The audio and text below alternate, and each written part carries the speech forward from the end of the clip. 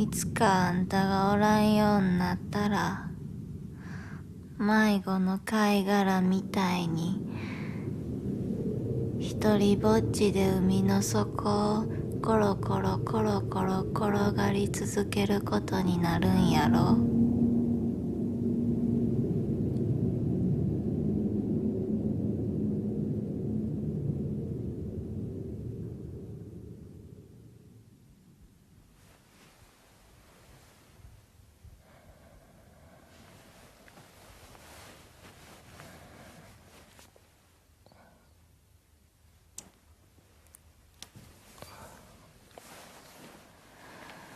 でもまあ、それもまたやしや。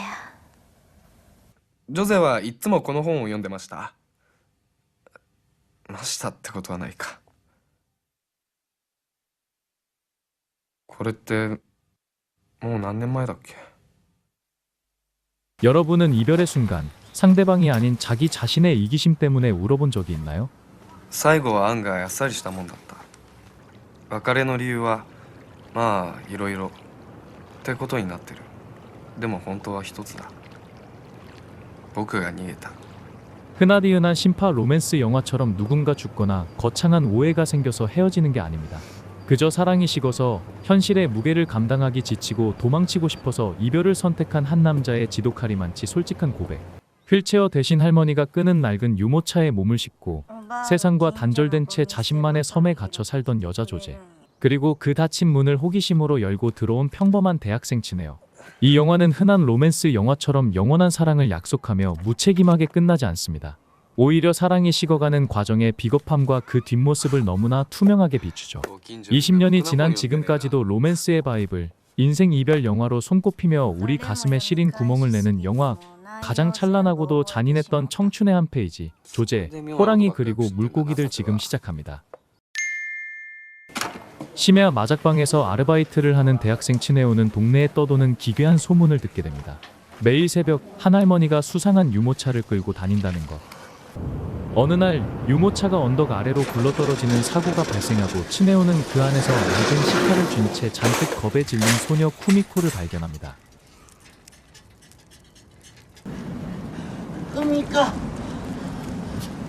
海か見たって兄ちゃん見たって。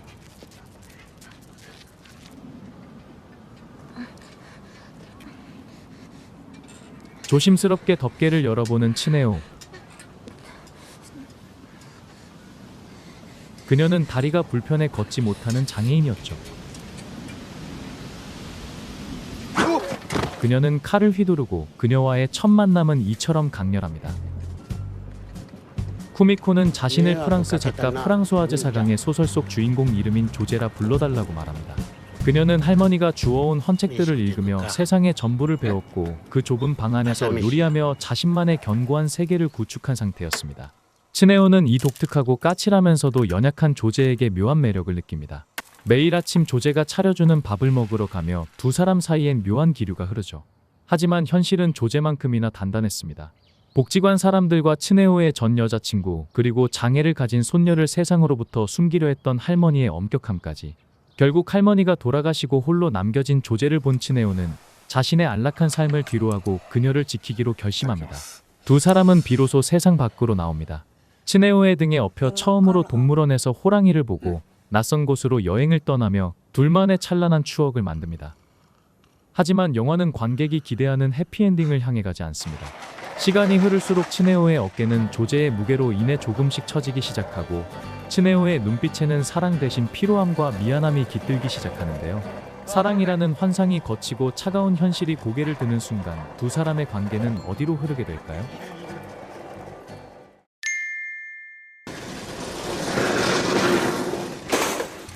장애를 가진 여주인공을 세상에서 가장 입체적이고 매력적으로 등장시킨 멜로 영화사 최고의 첫 만남 씬입니다. 영화 속 조제는 동정심을 유발하는 나약한 존재가 아닙니다. 자신을 보호하기 위해 칼을 휘두르고 독서를 내뱉는 단단하고 자존심 강한 인물이죠.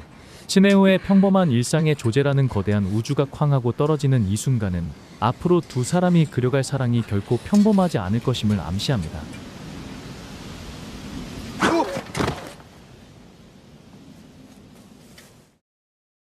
一番怖いもん見たかったんや。好きな男の人ができた時にこうやって。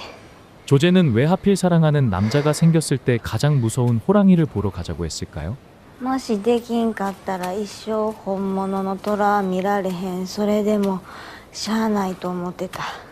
조제에게 호랑이는 세상 밖의 공포이자 사랑하는 사람 없이는 마주할 수 없는 거대한 현실입니다. 또한 언젠가 다가올 이별의 상처를 의미하기도 합니다. 사랑이 주는 용기의 실체를 이보다 더 근사하게 표현한 장면이 있을까요? 좋아하는 남자가 생기면 무서워도 당당하게 보려고 했다는 그녀의 대사는 치네오의 품에 안겨 비로소 세상과 마주할 용기를 얻었음을 뜻하죠. 잔잔하게 흐르는 눈빛 속에 숨겨진 조제의 거대한 용기가 돋보이는 핵심 장면입니다. 感謝しや。え？俺が？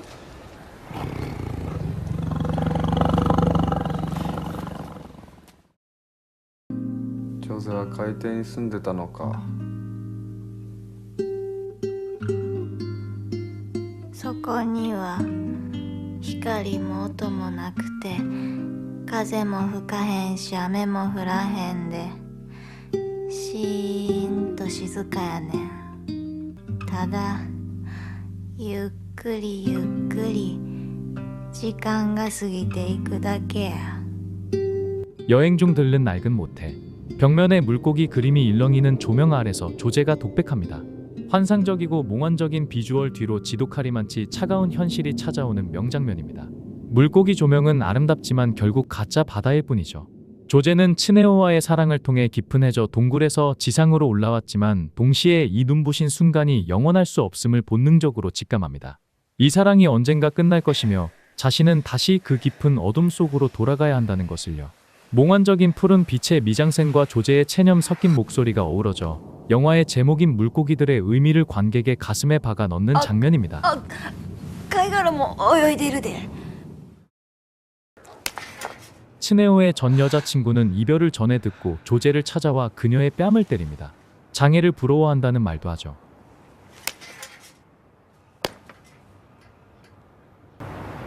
そばにいてやれんのは自分だけやとか常雄君が言うのがおかしくって、正直あなたの武器が羨ましいわ。 조제의 맞받아치는 대사가 압권입니다. ほんまにそう思うんやったら思うわ。あんたも足切ってもうたらええやん。 재미있는 것은 전 여친의 전공은 사회복지였다는 점입니다. 정작 자신이 사랑하는 남자의 마음을 빼앗은 조제 앞에서는 가식의 가면이 벗겨집니다. 카나에는 조제의 장애가 아니라 조제가 가진 당당함과 치네오의 온전한 사랑을 미치도록 부러워하고 질투했던 겁니다. 私な 시간이 흘러 치네오와 재회한 카나에는 고백합니다. 殴ってあの子だって許されへんかってんもん。障害者のくせして私の彼氏奪うなんてどういうことって。心底殺してやりたいくらいムカついてたわ。 위선적인 봉사자에서 비로소 자신의 못난 내면을 직시하는 인간으로 성장한 순간입니다. 思いっきり2発殴って帰った。そうしたらもうどうでもよくなっちゃって、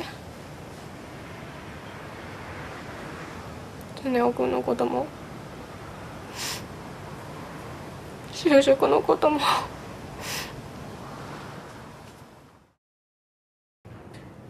결국 이별을 선택한 뒤 전 여자친구와 길을 걷던 치네오가 갑자기 길바닥에 주저앉아 어린아이처럼 오열하는 장면.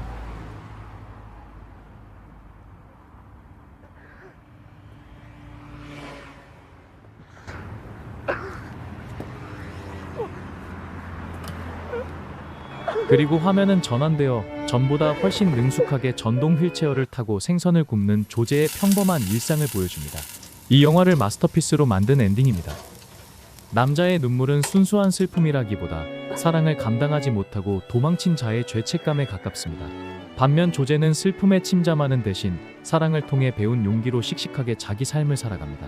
이 잔인하고도 정직한 대비는 사랑과 성장의 본질을 꿰뚫습니다. 이 영화가 명작인 이유입니다. 처음 츠네오와 조제가 둘만의 외출을 나오는 장면의 편집이 이채롭습니다. 그들이 달리는 장면과 필름 카메라로 찍은 듯한 정지된 배경이 교차 편집됩니다. 추억은 장면으로 기억됩니다. 그들이 추억을 쌓아가던 그곳의 장면들은 머릿속에 정지된 이미지로 각인되었을 겁니다. 영화에는 이 정지된 사진 장면이 많이 나옵니다.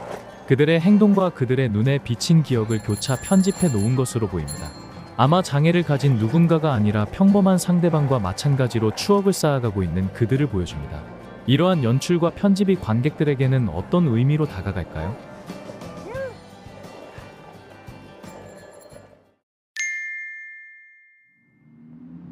대부분의 로맨스 영화가 장애를 극복한 승리를 그릴 때 이 영화는 장애 때문에 지쳐가는 평범한 인간을 그립니다. 이 영화가 위대한 이유는 장애와 비장애인의 사랑을 다루면서도 단 한순간도 값싼 동정심이나 감정 과잉에 기대지 않는다는 것입니다. 또한 츠네호가 조제를 떠나는 것 역시 나쁘기 때문이 아닙니다. 그저 한 여자를 온전히 책임지기엔 아직 미숙했던 평범한 청년일 뿐이죠. 영화는 그의 도망을 비난하기보다 그런 비겁함마저 인간의 일부임을 인정합니다. 이러한 지독한 리얼리즘이 20년 넘게 이 영화를 특별하게 만듭니다. 당시 일본 최고의 청춘 스타였던 치마부키 사토시도 훌륭했지만 이 영화의 심장은 이케와키 치즈루입니다. 그녀는 실제로 장애가 있는 것이 아닐까 착각하게 만들 정도로 완벽한 신체 연기와 독특한 관서, 지방 사투리를 사용하는 조제의 까칠한 내면을 완벽하게 소화했습니다. 특히 이별 후 생선을 굽던 그녀의 무표정한 얼굴은 그 어떤 눈물보다 깊은 여운을 남깁니다.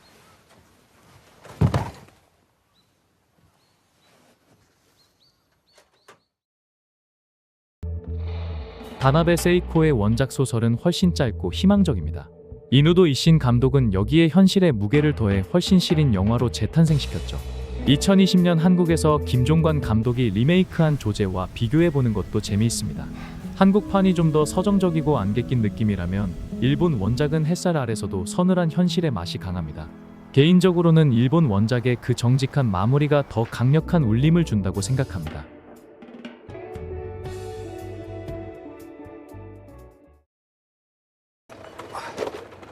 일본 개봉 당시에는 소규모 시네마에서 개봉한 예술 영화에 가까웠으나 주연 배우들의 압도적인 생활 연기와 케미스트리로 입소문을 타며 대성공을 거두었습니다. 특히 한국에서는 2004년 단 5개 상영관으로 시작해 관객들의 자발적인 외침으로 수개월간 장기 상영되며 약 4만 명 이상의 관객을 동원 조제 신드롬을 일으켰습니다. 이후 2020년 한국 영화로 리메이크될 만큼 한국인이 가장 사랑하는 일본 영화로 자리매김했습니다. 사랑은 판타지가 아닙니다. 또한 장애인과 비장애인의 사랑이라는 소재를 동정으로 이뤄내는 억지 이야기가 없습니다. 지극히 현실적인 이야기를 강조하기 위해 화려한 카메라 워킹 대신 인물의 감정선을 묵묵히 따라가는 미니멀한 카메라 기법을 사용했습니다. 일본의 전설적인 록밴드 쿠로리가 참여한 OST는 영화의 쓸쓸하면서도 담담한 현실의 차가운 공기를 완성하는 치트키 역할을 합니다.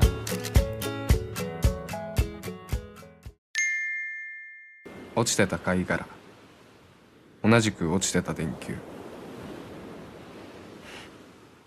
すっげえ懐かしいな 깊은 바다 밑바닥에서 외롭게 갇혀있던 물고기를 세상 밖으로 꺼내주고 스스로는 도망쳐버린 청춘의 잔인하고도 솔직한 기록 조제, 호랑이 그리고 물고기들.